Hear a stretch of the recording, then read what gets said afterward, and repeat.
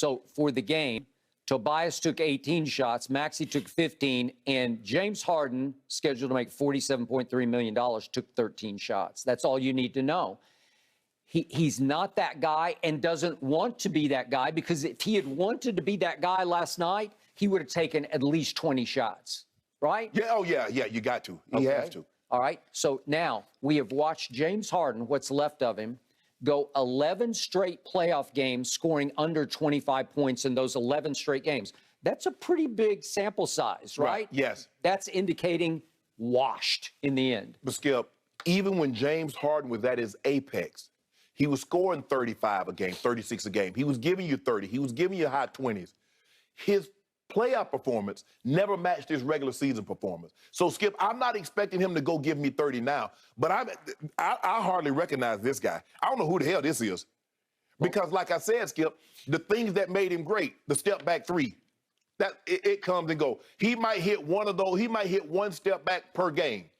The ability to get by people. Skip, is getting harder and harder for him to get by people. It's like a wide receiver, Skip. In your mind, you're like, man, ooh, I'm finna run this route. And next thing you know, the DB sitting right there. Like, damn, man, I know I can catch the ball. Yeah, but you got to get open.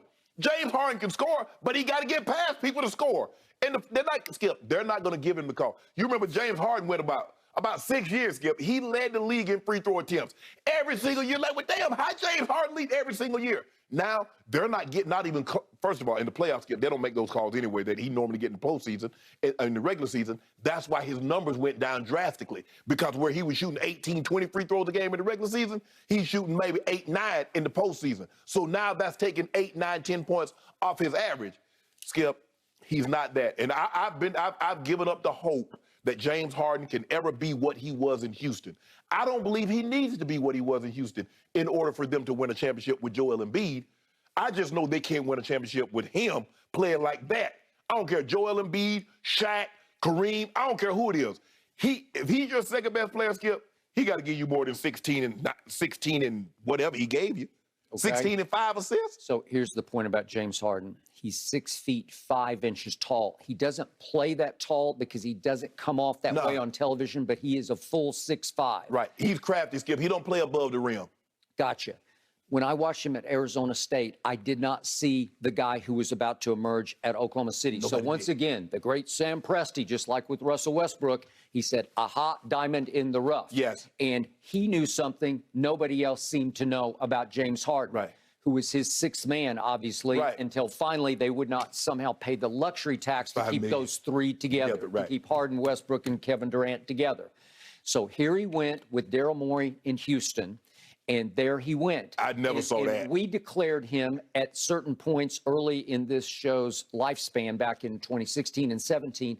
We declared him as great a perimeter scorer as we had ever seen. Jordan, Kobe, whoever you want to say, the perimeter scores where he was there. Because he didn't have a jump shot. It's still a set shot. It's a feet on the floor shot. But because he had such a first step burst to him, it was slithery, it was subtle, but it was quick. Yes. That nobody could keep him out of the lane. No. When he wanted to get in the lane, he got into it. Correct. And he has such feathery touch with his floater. He can make that, or he can get to the rim, and he can get up on occasion and dunk it. Right. It's not like he can't jump. He's just not a leaper. Yeah, that's... Okay? So now all of a sudden, if you take even half a step quickness from him, and I think a full step of quickness is gone. He's a guy. Because he never looked in shape to me in his glory years in Houston. But he was so gifted, it didn't matter. Right. So he could get the step back because you knew, I got to honor you getting by me in the lane, because I'd much rather you shoot that step back three than get by me in the lane, because if you get in the lane, I'm dead. Skip, you've covered the game long enough, and you've seen athletes age. And athletes that age, that take care of themselves, is gradual. Athletes that age and they don't take care of themselves, they step off a cliff. Well, he stepped, and he's still falling by the night further and farther down into the canyon. Because if I look back at his last 3 years in Houston, he led the league in scoring. Yes. Look at these years all the way up through the bubble year. The bubble year, he scored 34 a game and led the league. And then we go back 1 year back from that, 36 in 2019 and 2018 would be our third year on the show. he averaged 30 and led the league. So Yes. that's 3 straight years of 30, 36, and 34 points a game. Led the league. 36. Let that sink in. Yeah. That's one of the 5 or 6. That's probably top 10 as far as scoring in a season, Skip. Yep. And to your point of stepping off the cliff, I don't know if I've ever in all my years watching this game, let's just keep Right. it in the sport of basketball, seen a super duper star. This is a mega star. Right. Step off the cliff as fast as he has, yet he Without injury being the excuse. well, If he's, he had the hamstring issue last year. Okay, it's lasted a whole year. yeah, but we gave him somewhat yes, of a pass. yes, in the because postseason, all yes. the way to Game 7 against Milwaukee, the eventual champion. He was just a shell of himself because he's dragging his leg, and we saw that classic play in which he gets the ball, and it looks like he's got a step on everybody Right. on the break, and he pulls just it. stops. He pulls it back. Because he says, I can't even run up the Right. court, right? Yeah. So we say, okay, we give you that. And then he decides, I can't take Kyrie not getting vaccinated, so I'm going to quit my way out of Brooklyn. Right. So that's back-to-back quits. Quit his way out of Houston, quit his way out of Brooklyn. And all of a sudden, the guy who cherished him, who acquired him in Houston says, I want Houston James in Philadelphia. No. Well, there is no more No, Houston no, James. no. So I think Daryl Morey just made the biggest mistake of his career. And he just set back the Sixers 5 years. Well, the second one, because that tweet that he sent out was Well, probably the okay, biggest. okay, I'll buy that. biggest That- mistake. that's more of an off-the-court one, but that was a big one. But yeah, Skip, but the thing is that he's not coming back. He's not coming back. At least Joel Embiid, you believe he'll be back Game 3, maybe Game 4. The James Harden as you mentioned, Skip, 36 points, 34 points, 30 points in back-to-back seasons? There's not very many guys. Unless your name was Wilt Chamberlain, you're not doing that. Nope.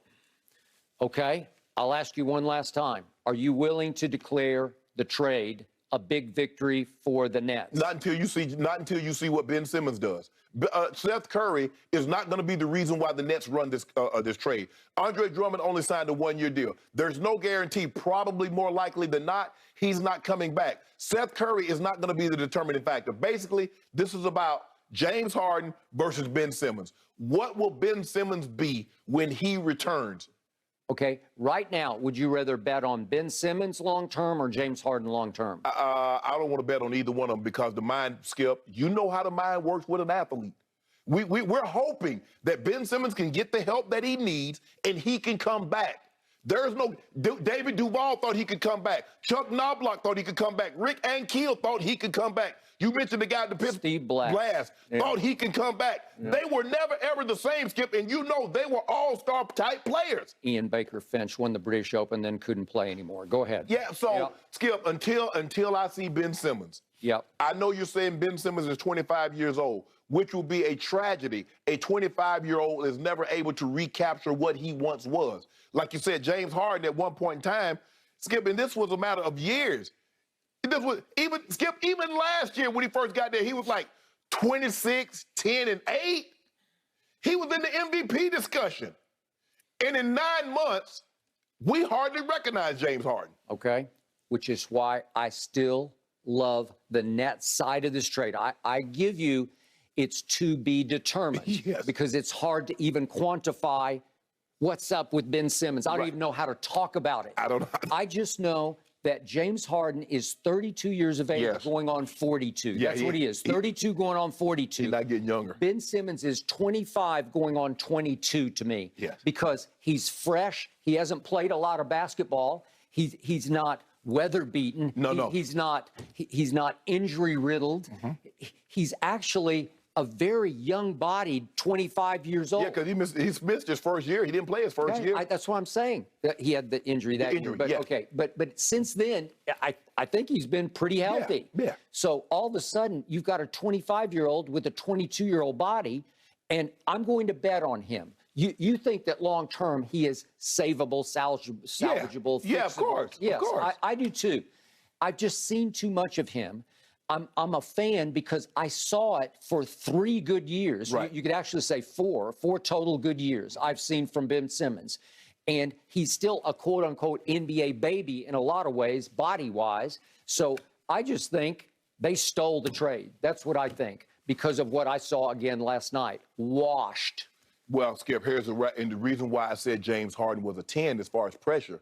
You can't force your way out of Houston. You can't force your way out of Brooklyn. Go to a team that's playing extremely well before you get there. They were. Skip, Joel Embiid was the clear-cut front runner for the MVP. Agreed.